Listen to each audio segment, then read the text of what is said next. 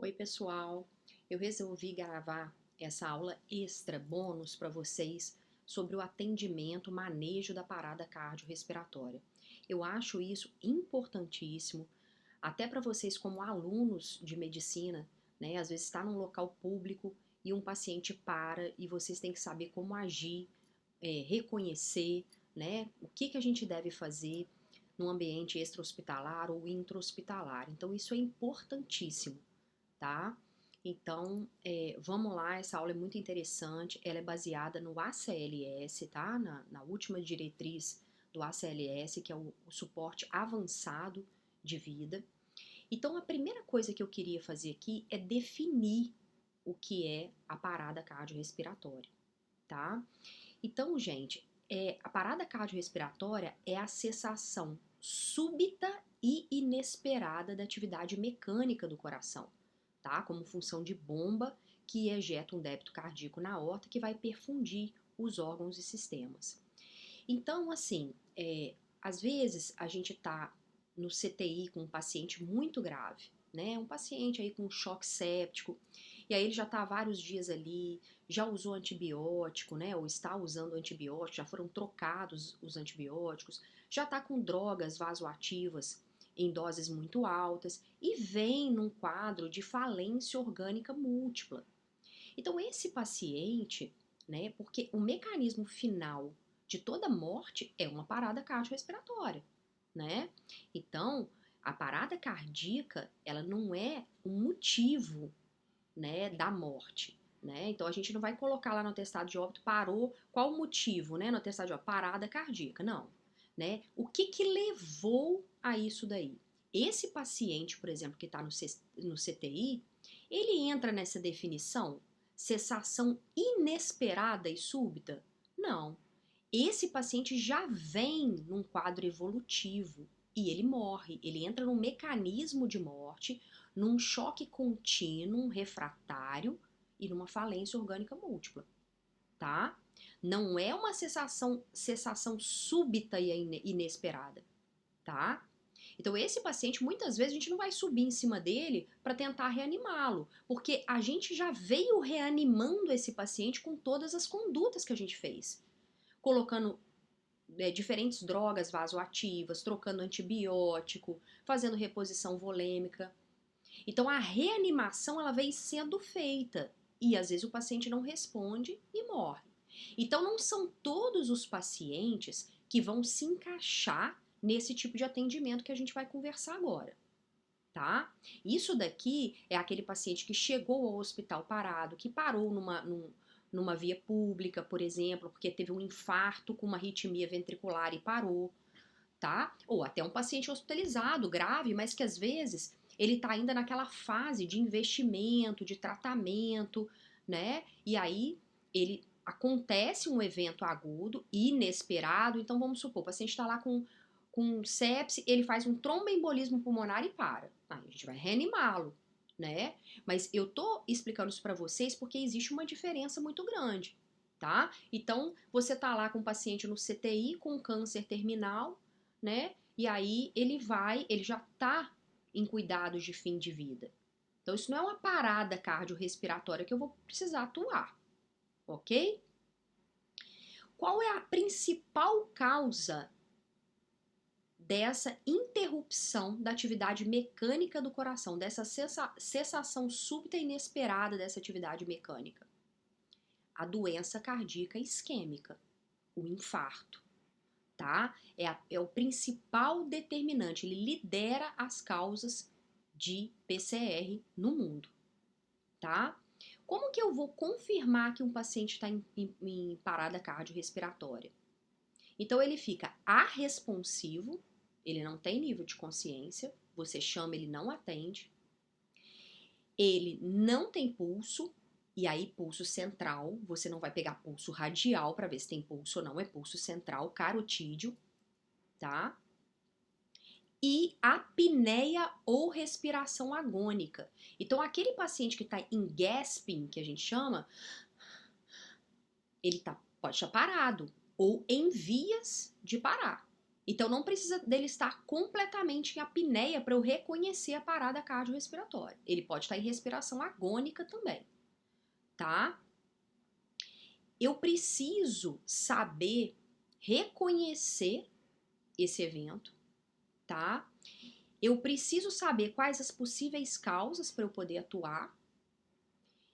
E é importantíssimo que essa cadeia de condutas seja desencadeada o mais rápido possível, porque isso vai diminuir drasticamente a mortalidade desse paciente. Vai aumentar muito a chance dele retornar para a circulação espontânea, da gente abortar essa parada cardiorrespiratória, tá?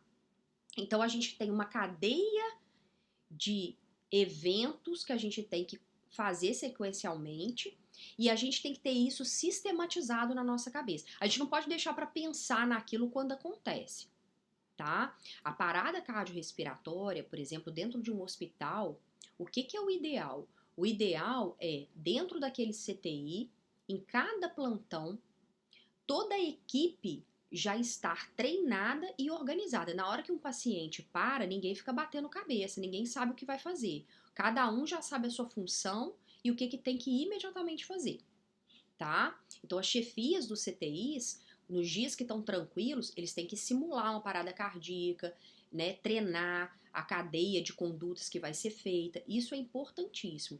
Então, vocês têm que sistematizar esse conhecimento na cabeça de vocês para que a ação seja rápida e eficaz, diminuindo, né, a chance desse paciente não retornar para a circulação espontânea, tá?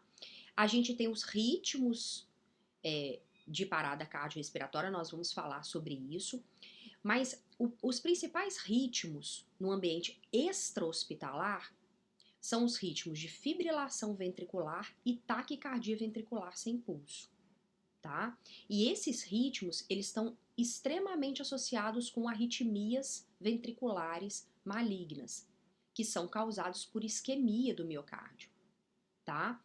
E quando a gente atende esse paciente, começa as manobras de reanimação, de ressuscitação, de forma precoce e eficaz, esses ritmos, por exemplo, eles são ritmos chocáveis.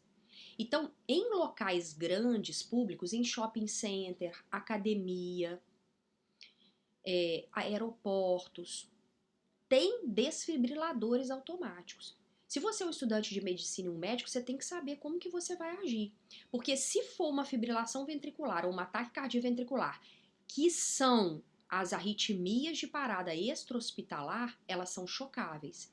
E quando eu faço um choque entre 3 e 5 minutos do início da parada, a taxa de sobrevida, de retorno para a circulação espontânea desse paciente pode chegar a 70%. Então não dá para você simplesmente ligar para o SAMU, para o serviço de emergência e só esperar. Não pode, isso em hipótese nenhuma. E se não tiver um desfibrilador, você tem que começar as manobras de massagem nesse paciente imediatamente. E a gente vai aprender como a gente faz isso, tá?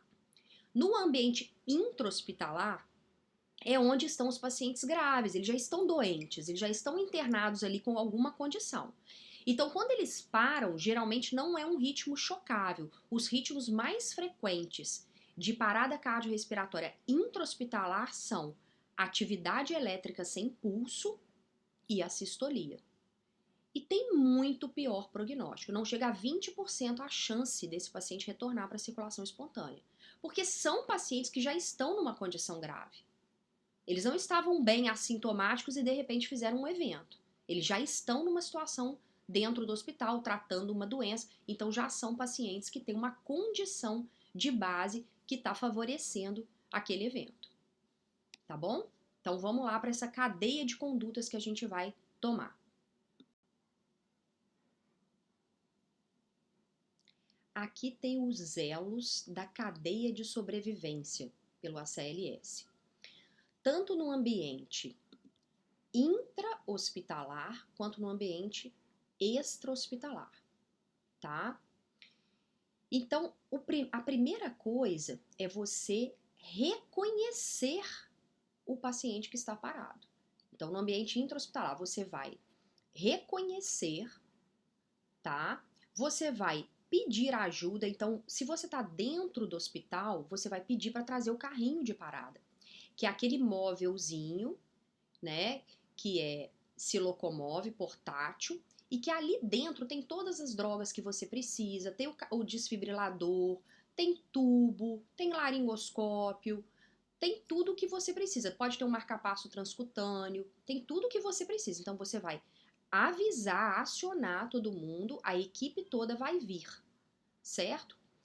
Imediatamente você começa a massagem de alta qualidade, a massagem cardíaca, que é o principal. Monitorizou esse paciente, o ritmo é chocável? Vai chocar, tá? Depois tem os cuidados pós-parada, se o paciente retornar para a circulação espontânea, e a fase de recuperação. O que muda no ambiente extra-hospitalar? No ambiente extra-hospitalar, você vai reconhecer e ligar para o serviço de emergência, tá? Então, reconheceu que o paciente está parado, liga para o SAMU, para o serviço de emergência, começa as manobras de reanimação. Se tiver num ambiente que tem desfibrilador, você vai colocar o desfibrilador, o próprio desfibrilador, ele já reconhece se o ritmo é chocável ou não.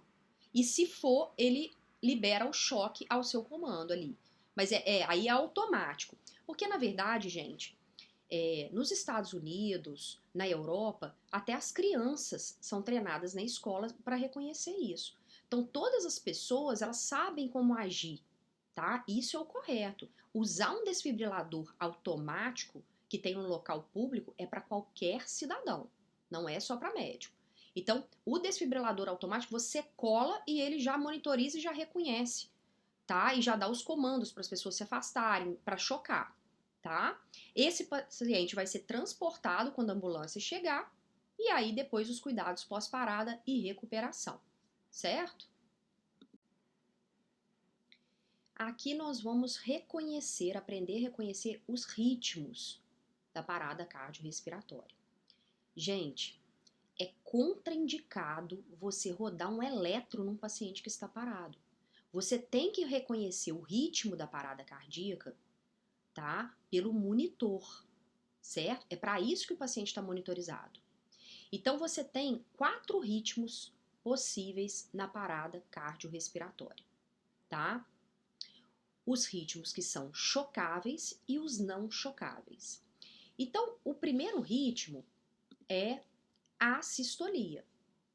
Então, o paciente em assistolia é um paciente que tem um ritmo em linha reta, tá? A partir do momento que eu identifico que é uma assistolia, eu tenho que fazer um protocolo de linha reta, tá? O que é isso? Porque às vezes o paciente tem uma fibrilação ventricular de baixa amplitude, tá? E isso não pode ser confundido com uma sistolia, porque a fibrilação ventricular tem muito melhor prognóstico se você faz a desfibrilação, certo? Então, a sistolia, o que eu preciso fazer? O que é esse protocolo de linha reta? Eu tenho que mudar a derivação do paciente para ver se realmente é uma sistolia. Eu tenho que aumentar o ganho no monitor, tá? E se for um reconhecimento por um desfibrilador automático que você cola as pás, você vai mudar a posição das pás para realmente confirmar que é uma sistolia, tá? O segundo ritmo é a atividade elétrica sem pulso, que também não é um ritmo chocável, tá? Essa atividade elétrica sem pulso, ela é uma atividade normal, você vai ver o QRS, onda P, segmento ST, onda T, só que o paciente não tem pulso, não tem consciência e está em apneia ou respiração agônica, tá? É um ritmo não chocável. Continuando, dos ritmos chocáveis, eu tenho a taquicardia ventricular sem pulso, tá? A taquicardia ventricular sem pulso, ela tem ondas que são alargadas, tá? Em uma frequência alta, acima de 100, como está ali no monitor, então é exatamente daquele jeito. É uma taquicardia ventricular sem pulso, um ritmo chocável que precisa de desfibrilação, tá? E a fibrilação ventricular, que é um ritmo completamente desorganizado, então o coração tá tremendo ali, então são aí só que a FV ela pode estar de baixa amplitude. Então às vezes você não vê essas ondas desorganizadas muito óbvias. Então tem que aumentar o ganho do monitor para que você consiga identificar isso. É importantíssimo reconhecer o ritmo da parada, porque a conduta nos ritmos não chocáveis é diferente da conduta nos ritmos chocáveis, assim como o prognóstico do paciente, a chance dele retornar para a circulação espontânea e não morrer, tá? Então a gente precisa gravar na cabeça esses ritmos no monitor, ok?